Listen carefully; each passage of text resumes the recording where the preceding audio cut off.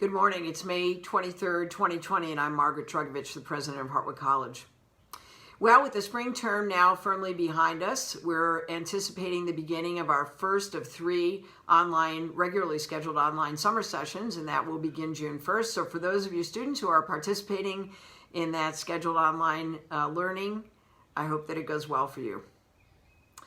My messages this morning really are messages of gratitude. I've got 4 updates that I want to provide you that I think are very important, and with each of those updates I bring words of gratitude to members of our community who made all of this amazing work possible. So first, to the team of individuals who were able to craft an approach to distributing the CARES Act money that was approved by Congress specifically for students who suffered financial hardship because of COVID-19, to those individuals who are involved with collecting the information, developing a rubric for deciding, for actually making the final decisions and distributing that aid, thank you. Over 300 Hartwick students will benefit from grants that total over $600,000 as we distribute this very important congressionally approved grant funding. I also, this morning, I want to, related to that, not only thank our staff, but I also want to thank members of Congress who understood the importance of recognizing that many students, including students at Hartwick, were really financially impacted by the COVID-19 crisis as they had to return to their homes or other safe places to be. If only you could hear the expressions of gratitude, you would understand that you had done something very important.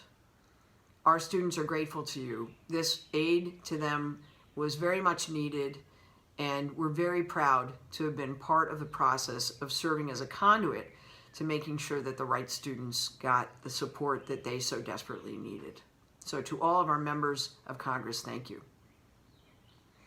I also want to deliver a word of thanks to our on-campus team who crafted an incredibly important and safe plan for reuniting our students with their belongings on campus. And so you all know that when our students left campus, they were not able to take their belongings with them. And in fact, we adjourned before they were able to come back from spring break. But because of the creativity of a number of members of our campus community, we were able to create a plan, which we started to roll out last weekend, and it's going incredibly well. And so we have 1 student per residence hall for a very discrete period of time, being able to come in and be reunited with their belongings. The staff did a great job. The students, you were amazing. So students who have participated in this over the last week and will continue to until everybody is reunited with their belongings, so far you've done a fabulous job. So thank you to you and your families for understanding the importance of participating in this in the safest way possible. I'm grateful to you. Yesterday, something very important happened. I received from the COVID-19 problem set groups their recommendations. And so the 15 problem set groups gave me their recommendations on how to solve the 15 distinctly COVID-19 problems that we must solve in order to create a plan to reopen. Now, some of you have pointed out to me, and of course I've seen in the news, that some colleges have leaned forward, and I understand why they want to do this. They're leaning forward, and they are announcing that they will definitely be open at a certain time. And in fact, we hope to be open as well in August, but the fact is, in New York State, no college has been given permission to reopen. So we will wait for the state of New York, and we're working very closely with them, trying to make sure that they are very aware that we are all anxious to be ready to be open, that we all want to open safely, that we all want to assure the safety of our communities. And I want to assure you that when we can move forward, that we will. In the meantime, the recommendations that we've gotten from these 15 problem set groups this information, these recommendations are going to be incredibly important to our development of a final plan. So to all of you, over 100 members of our community who participated in the development of those recommendations, thank you. When the state says go, we will be ready. And we'll make a public announcement when we feel that it is fully reasonable to do so. But right now, fingers crossed that we will be able to welcome people back in August. And finally, something else very important happened yesterday, and that is the Promise Implementation Committee handed off to me the Promise Implementation Plan.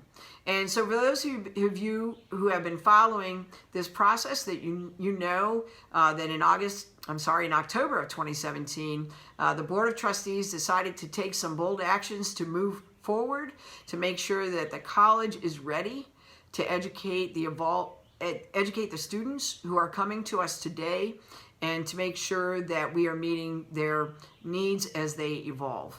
And so we started a process by which we gathered lots of important information on our students, and then I charged a committee last May, a year ago, with the responsibility to come up with a plan that would animate those research findings.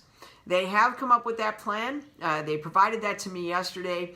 I will in turn be reviewing the plan and providing the Board of Trustees with a set of recommendations on how to implement the plan, and the board will be considering both my recommendations and the plan later in June. Doing something this remarkable, doing something this transformational, requires the participation of many individuals who bring to bear their very best work.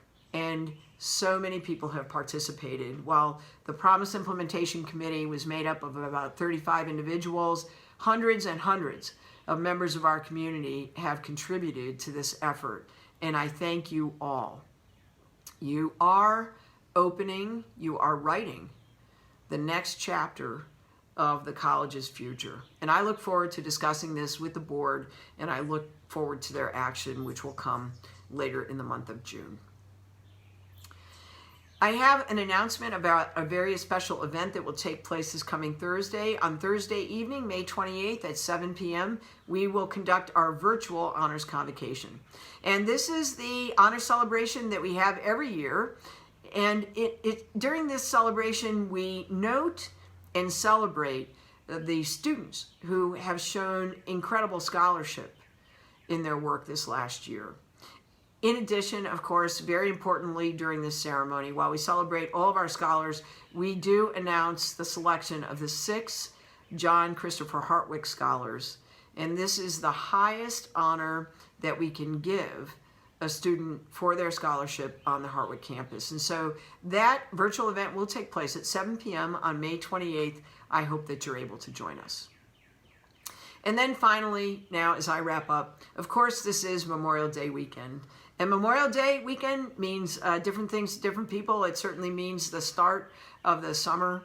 But it also is, as we all know, many of us know, who had members of our families. My father served in Korea. If you've had a member of your family who served in the armed services, then you know that this is a very special weekend to celebrate all of those who are willing to serve to keep others safe. And so if you are a member of the armed services, whether you've served before or you are currently serving, I thank you for your service on behalf of the entire Hartwick community. And of course, this particular weekend is poignant because due to the COVID crisis, nearly 100,000 citizens of the U.S. have now died because of the crisis. That is a stunning number, and it's a sad number. And I think when I think about that, I think about those who choose